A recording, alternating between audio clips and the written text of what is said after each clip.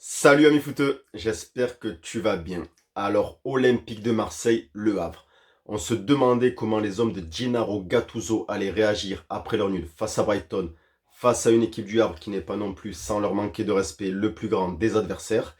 Et ça a commencé très fort des deux côtés, avec un match plutôt équilibré dans le premier quart d'heure.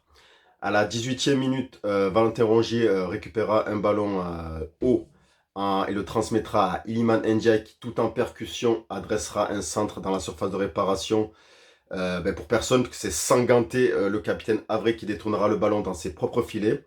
1-0 pour l'OM. 3 minutes plus tard, Amin Harit, l'homme de ce match pour moi, à mon avis pour tout le monde, parce qu'Harit a été flamboyant ce soir.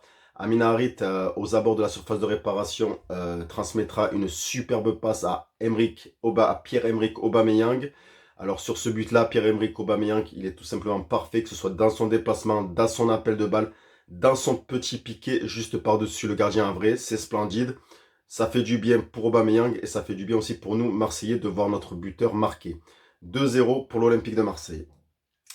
Ce même Aubameyang qui à la 36e minute tentera une belle frappe détournée par Sanganté qui passe juste au-dessus de la barre. Donc Aubameyang aurait pu réaliser un doublé, mais Sanganté aussi, ce qui est plutôt drôle, il aurait réalisé un doublé contre son camp. Hashtag Pierre Issa, France-Afrique du Sud 98, j'espère que vous avez la ref.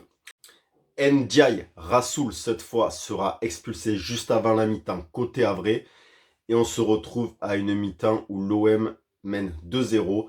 Ça me rappelle quelque chose, vous aussi je pense, OM Brighton. Bon, bien sûr, cette fois, c'est pas le même adversaire.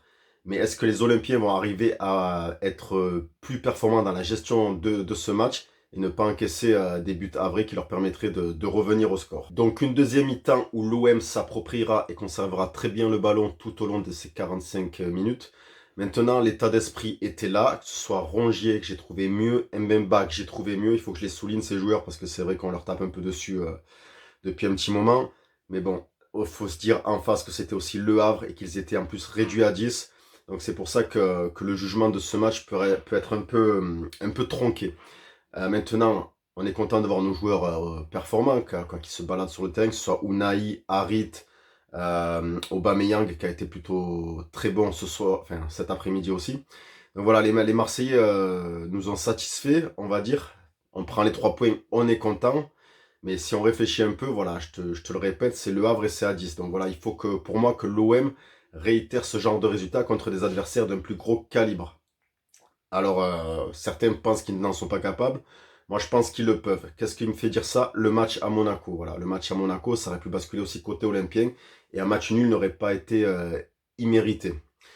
Voilà, du coup, à la 85e minute, juste après que Ndiaye ait raté l'occasion du 3-0, Aubameyang, superbement servi par un bon Valentin Rongier, esquivera la sortie du gardien, mais s'excentrera un peu trop, mais malgré tout arrivera à redresser le ballon d'une superbe talonnade au second poteau pour Ismail Assar.